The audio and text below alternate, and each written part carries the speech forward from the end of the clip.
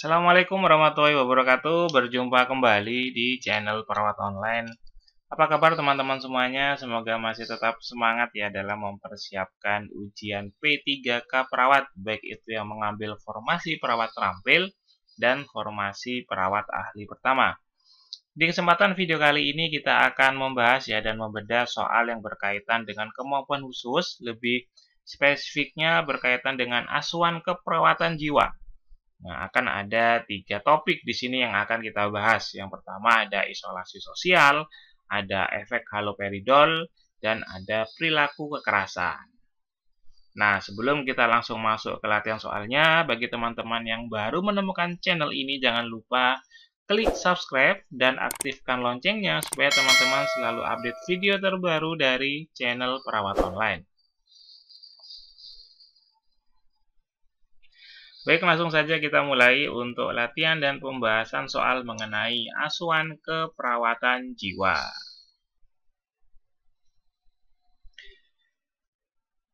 Baik, kita awali dari soal pertama. Seorang perempuan usia 20 tahun diantar ke rumah sakit jiwa dengan penampilan tidak rapi. Banyak berdiam diri, pandangan kosong, sering menunduk, tidak menjawab saat ditanya dan menghindar dari orang lain. Menurut keluarga, perubahan perilaku tersebut terjadi sejak 1 minggu yang lalu. Pertanyaannya, apakah masalah keperawatan pada pasien di atas? A. Isolasi sosial, B. Harga diri rendah, C. Intoleransi aktivitas, D. Gangguan proses pikir, atau yang E. Gangguan sensori persepsi. Ya, kita awali soal pertama ini untuk menanyakan tentang masalah keperawatan ya. Jadi teman-teman ingat kembali kalau ada soal yang berkaitan dengan masalah keperawatan, berarti kita harus menentukan dulu keluhannya. Nah, kita cari keluhannya, kemudian ditambah data-data penunjang supaya kita bisa lebih spesifik untuk menyimpulkan kira-kira pasien ini masalah keperawatannya yang mana. Nah, oke, kita coba jabarkan ya. Jadi di sini disebutkan keluhannya apa di sini? Keluhannya adalah ya, sering penampilan tidak rapi, kemudian banyak berdiam diri. Nah, kemudian pandangannya kosong, kemudian pasiennya juga sering menunduk, berarti kontak matanya kurang, dan tidak menjawab saat ditanya, dan juga menghindar dari orang lain. Nah, ini sebenarnya bisa kita simpulkan ya, kalau pasien ini mengarah pada isolasi sosial. Nah, jadi perhatikan pembahasannya, ciri-ciri dari pasien dengan masalah keperawatan dari isolasi sosial. Yang pertama ada menarik diri dengan orang lain. Jadi pasiennya tidak mau berinteraksi. Kemudian yang kedua jarang berkomunikasi, artinya hanya menyendiri. Yang ketiga tidak ada kontak mata atau sering menunduk. Kemudian malas untuk beraktivitas ya di kamar saja misalnya. Menolak hubungan dengan orang lain. Tadi sama ya karena pasiennya juga tidak mau berinteraksi. Kemudian wajahnya murung. Sulit tidur juga seringkali ditemukan pada pasien-pasien isolasi sosial dan pasiennya gelisah. Kemudian juga mengalami kelemahan dan kurang bergairah. Nah, jadi jawabannya adalah yang opsi jawaban A, yaitu adalah isolasi sosial. Ini kita simpulkan berdasarkan data keluhan yang ada pada soal nomor 1 ini. Silakan teman-teman kalau ada yang perlu didiskusikan bisa ketik saja di kolom komentarnya atau yang berbeda pendapat silakan. Kita nanti bisa berdiskusi bersama di sini. Nah, baik, kita lanjutkan ke soal kedua. Seorang perempuan usia 40 tahun dibawa ke rumah sakit jiwa dengan gejala sering berdiam diri, pandangan kosong, sering menunduk, tidak menjawab saat ditanya, dan menghindar dari orang lain, dan badannya lemah. Apakah tindakan keperawatan yang perawat lakukan pertama kali? A. Mengajak hubungan dengan orang lain secara bertahap. B. Menyapa pasien dan mengajak berkenalan. C. Mengkaji alasan pasien menyendiri. D. Melatih berinteraksi dengan perawat. E. Melatih mengenal keuntungan berkenalan. Nah, jadi sebelum kita menentukan tindakan keperawatannya apa, jadi kita harus tahu dulu masalah keperawatan yang dialami pada pasien nomor 2 ini. Caranya sama seperti soal sebelumnya, jadi kita pastikan dulu keluhannya apa, kemudian data-data penunjang apa yang bisa menyimpulkan masalahnya mengarah kemana. Nah, sekarang kita coba bahas ya. Perhatikan di sini keluhan pasien pada soal ini apa. Nah, ini jadi soal keluhannya sering berdiam diri, pandangan kosong, sering menunduk, nah, kemudian tidak menjawab saat ditanya dan menghindar dari orang lain dan badan lemah. Ya, jadi sama seperti soal sebelumnya. Jadi bisa kita simpulkan masalah keperawatannya adalah isolasi sosial di sini ya. Jadi isolasi sosial masalah keperawatan pada pasien ini. Nah, kalau kita sudah bisa menyimpulkan masalah keperawatannya, baru kita bisa mencari tindakan yang tepat pada pasien dengan masalah isolasi sosial. Perhatikan pertanyaannya ya di sini. Pertanyaannya adalah pertama kali ya, atau tindakan keperawatan pertama yang dilakukan pada pasien ini. Kalau kita bicara intervensi di keperawatan jiwa, maka kita tentu ingat akan ada SP ya, atau strategi pelaksanaan, ada SP1, SP2, SP3, dan seterusnya.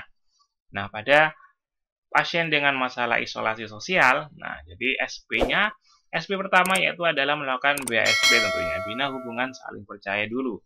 Kemudian dilanjutkan SP kedua yaitu adalah membantu pasien mengenal penyebab isolasi sosial. Kemudian kita lanjutkan SP ketiga yaitu membantu pasien untuk menyebutkan positif dan negatif jika tidak berinteraksi dengan orang di sekitar kita. Dan SP yang keempat yaitu adalah membantu melatih pasien cara melakukan hubungan sosial secara bertahap. Nah, jadi karena di soal ini berkaitan dengan tindakan pertama, maka ini akan mengarah ke SP1. Jadi jawaban yang tepat adalah yang opsi jawaban B, yaitu adalah menyapa pasien dan mengajak berkenalan. Oke ya, ini ada SP kelima. Nah, jadi tempat kelewat ya. SP kelima yaitu adalah menganjurkan pasien untuk membuat jadwal harian sambil bercakap-cakap serta berinteraksi dalam kelompok. Ya, jadi karena ini langkah pertama, maka jawabannya adalah yang opsi jawaban B berkaitan dengan BHSP, yaitu menyapa pasien dan mengajak untuk berkenalan. Kita lanjutkan ke soal ketiga.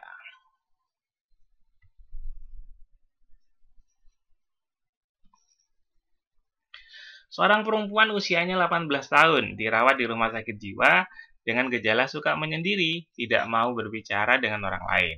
Perubahan perilaku tersebut muncul setelah pasien gagal masuk perguruan tinggi yang ia harapkan.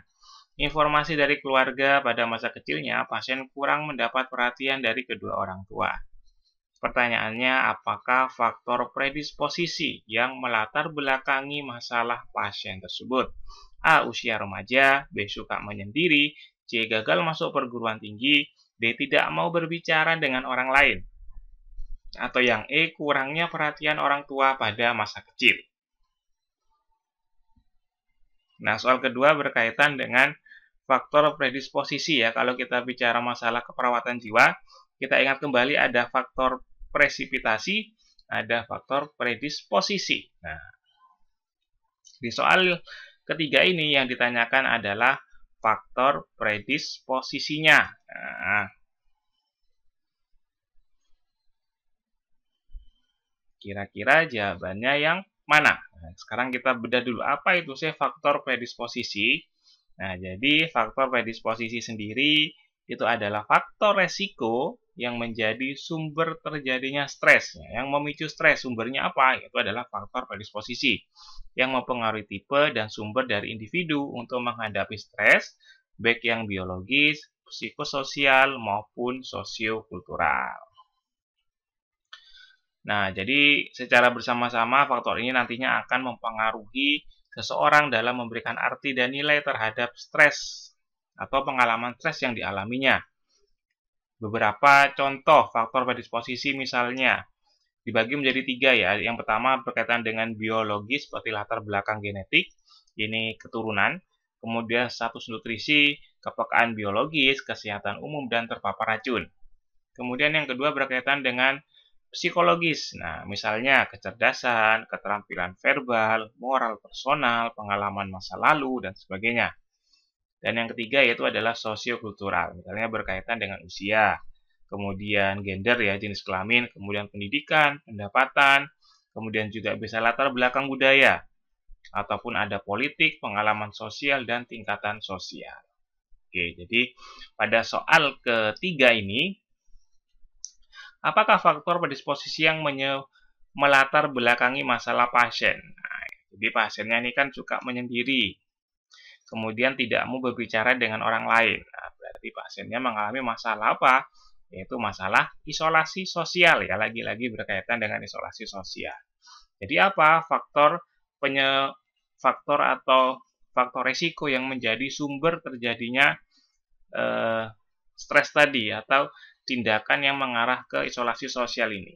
Ya, jadi jawabannya adalah yang opsi jawaban C, yaitu adalah gagal masuk perguruan tinggi. Nah, ini adalah faktor resikonya atau sumber stresnya ada di gagal masuk perguruan tinggi. Nah, ini juga disebutkan di sini ya, di kalimat kedua, yaitu adalah perubahan perilaku tersebut muncul setelah pasien gagal masuk perguruan tinggi yang ia harapkan. Nah, maka akan berdampak ke gangguan psikisnya, yaitu pasiennya mengalami isolasi sosial.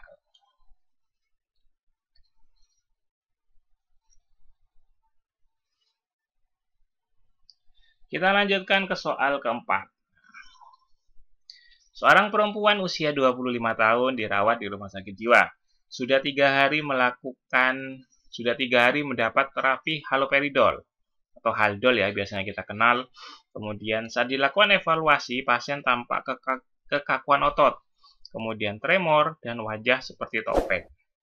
Selain itu, pasien mengalami hipokinesia dan hipoaktivitas. Apakah gejala efek samping obat yang sedang dialami pasien? A. Ekstrapiramidal sindrom, B. ortostatik hipotensi, C. Efek antikolinergik, D. Efek antihistamin, atau E. Sedasi. Nah, ini biasanya paling sering ya dikenal di ranah keperawatan jiwa terkait tentang obat-obat haldol, CPZ misalnya ya. Nah, di soal ini disebutkan kalau ada tanda gejalanya yaitu ini ya. Pertama ada kekakuan otot, kemudian ada tremor dan wajah seperti topeng.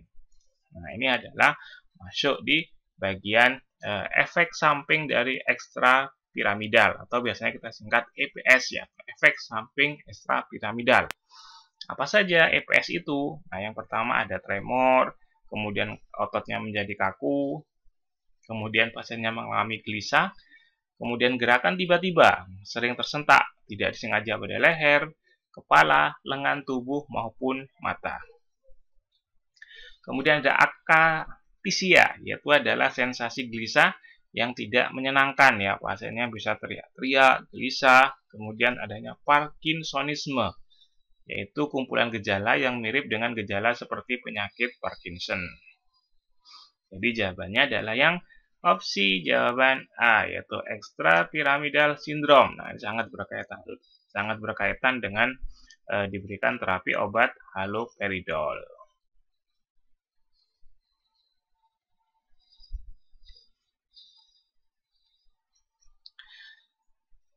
Soal selanjutnya, seorang laki-laki usia 24 tahun dirawat di rumah sakit jiwa karena sering marah-marah.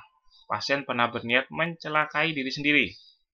Saat di ruangan, pasien terlihat mondar-mandir. Saat berbicara, nada suara tinggi, tatapan mata tajam kepada perawat. Apakah masalah keperawatan yang muncul pada pasien tersebut? A. Menarik diri, B. Halusinasi, C. Resiko perilaku kekerasan, D. Kerusakan komunikasi verbal, atau yang E. Coping individu tidak efektif. Nah, di soal ini berkaitan dengan masalah keperawatan. Ya. Nah, kalau masalah keperawatan berarti kita lihat keluhannya, kemudian gejala-gejala yang dapat menyimpulkan kita pada suatu masalah keperawatan. Ciri-ciri resiko perilaku kekerasan ya, di sini kan disebutkan kalau pasiennya yang pertama adalah ini ya, sering marah-marah, kemudian berbicara dengan nada suara tinggi, tatapannya tajam kepada perawat. Nah, sebenarnya adalah ciri-ciri dari PK atau perilaku kekerasan. Nah, Lebih jelasnya kita lihat pembahasannya ya, adalah beberapa ciri-ciri pasien dengan PK. Yang pertama, muka merah atau tegang. Kemudian matanya melotot, pandangannya tajam, kemudian mengepalkan tangan. Nah, jadi pasiennya sangat marah sekali gitu ya. Atau mengatupkan rahang dengan kuat, kemudian bicaranya kasar. Suaranya tinggi, menjerit, atau bahkan berteriak. Mengancam secara verbal atau fisik, melempar atau memukul benda atau orang lain juga bisa, merusak barang atau benda. Nah, jadi jawabannya adalah yang opsi jawaban C, yaitu adalah resiko perilaku kekerasan. Oke. Baik, kita sudah sampai di penghujung video pada kesempatan kali ini. Terima kasih perhatiannya teman-teman semuanya. Semoga beberapa latihan soal tadi bisa menambah amunisi kita, menambah pemahaman kita untuk mempersiapkan diri dalam ujian P3K Perawat ya. Jadi semangat jadi ASN. Saya akhiri. Wassalamualaikum warahmatullahi wabarakatuh.